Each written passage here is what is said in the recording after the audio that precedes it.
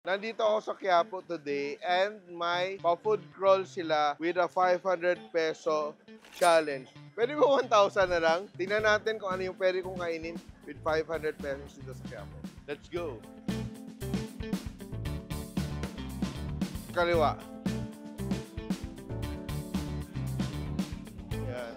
Sikat ngayon yung dragon fruit juice. Tikman natin. Magkano? 50, 70, 80. Titipid tayo para marami tayong matikman eh. 50 pesos lang. 50 pesos tayo. So, ito yung sikat pala na dragon fruit. Oh. Sikat daw sila. Oh. Di ba pwede libre na lang? Vlogger ako.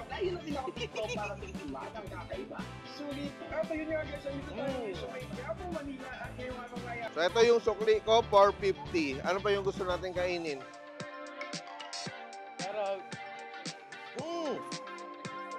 Hello? Pabili ng sotanghon. Oh, nandito yung sikat na sotanghon sa Quiapo. Yan. Magkano yung sotanghon? 80 and 60.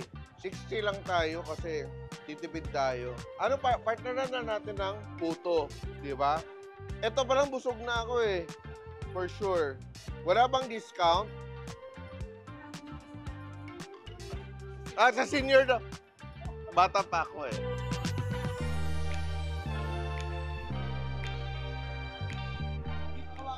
Oh, eto 100 oh.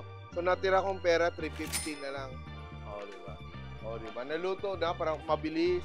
Oh, 'yun ang sistema oh. Wag na. Wag na, nahiya na ako. Masungit si Kuya eh. Sungit si Kuya. Siniraan pa sa vlog.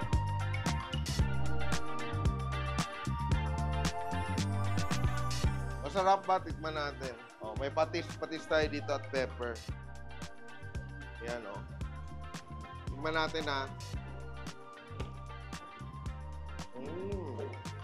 Sarap. Pwede na. Medyo maraming karne. Yung mga 50 grams. May free akong biko. Carbo loading. Hindi ko pa oras kumain. Pero dahil dito kakain na ako. So, masarap yung puto. Yung puto nila yung bigas na. Lagi ba kayo dito kumakain? Sakto lang. Kasi malasa siya. Mabuto-buto talaga yung pinaglaga para sa broth. Kaya pala sikat siya. Biko. Yeah. Ito masarap.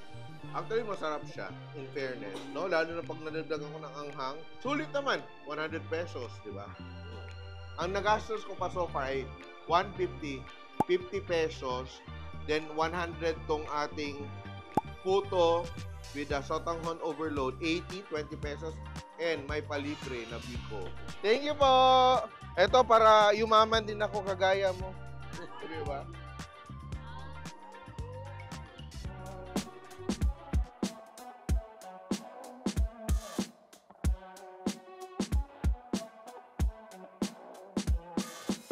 So, itong street na to sa Quiapo is very close to my heart. Ito yung Sipalangka in Quiapo.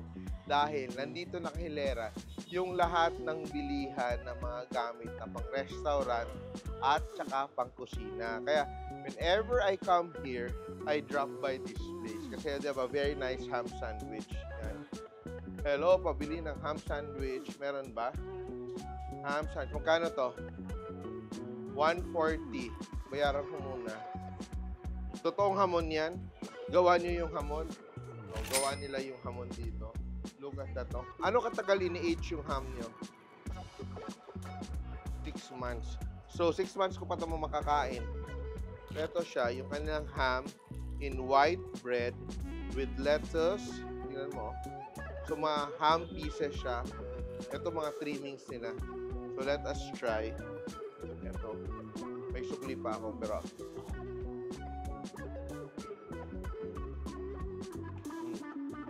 sarap ng hamon. May pineapple glaze. Lasang pasto na. Ito ba lang, happy ka na. Ito, Mas mahal pa yung sandwich ko kaysa sa aking meal kanina na 100 pesos. 210 na lang na iwan ko. Nabutog na ako.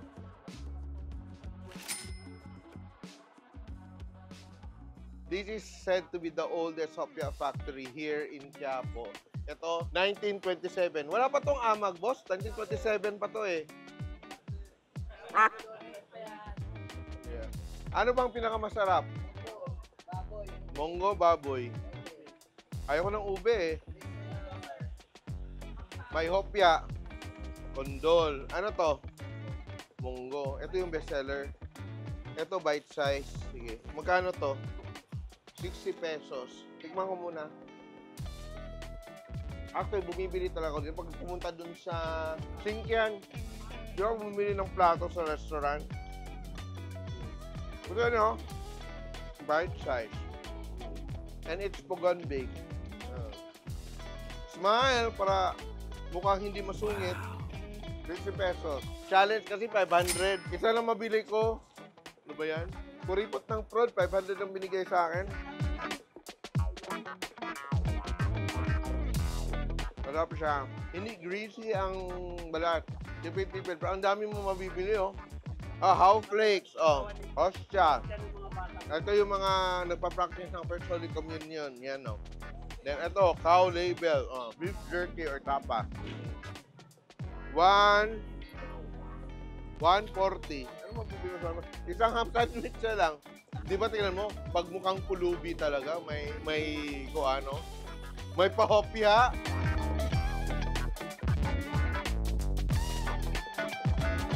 So ako, bilang isang chef, sobra akong familiar sa Quiapo area. Kasi ito, lalo tong store na to, ito yung pinakasikat na pinupuntahan pag bumibili ka ng gamit. Pag may restaurant ka, or food business, catering, or gusto mo maging chef, nagsiset up ka ng sariling kusina. So, from here, you go around and find a lot of food stops. Okay, ito. Yun ang ginawa natin today. Come on. Ito, dito sa kabila, yung palabok naman. So, ito na yung last stop natin, Quinta Market. So, yung pupunta natin, yung gilid niya. And we will go to the palabok dito sa gilid. So, akala kong wala na tayong makakain sa ating natirang 140 pesos. Pwede pa pala. So, ito, 80 pesos yung palabok. Yan. So, pinili ko yung manipis na noodles. Ano yung 20 ko? Nawawala. And dito! Kasi budget natin 500. Ito na yung natira. Pwede pa ako mag-soft drinks.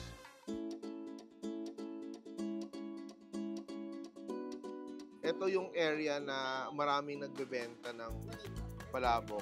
And I'm just choosing randomly saan ako kakain. And gusto ko siya kasi yung topping niya, lechon kawali, oh. Then 80 pesos lang. Let us taste.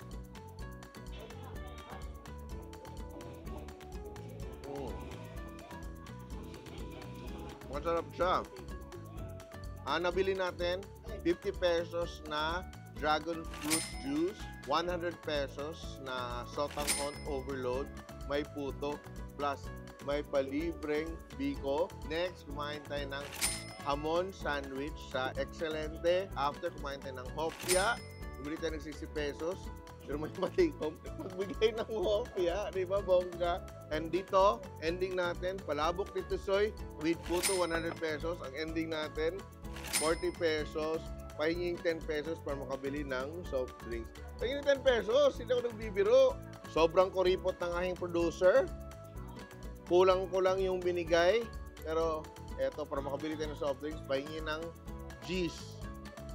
Thank you! Pabili ng Coke. Bye!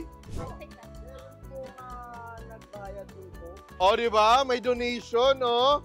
O, di ba? Ang Coke, may taga-Coke kasi kaya, nagbigay ng Coke, binalik yung pera ko. O, di ba?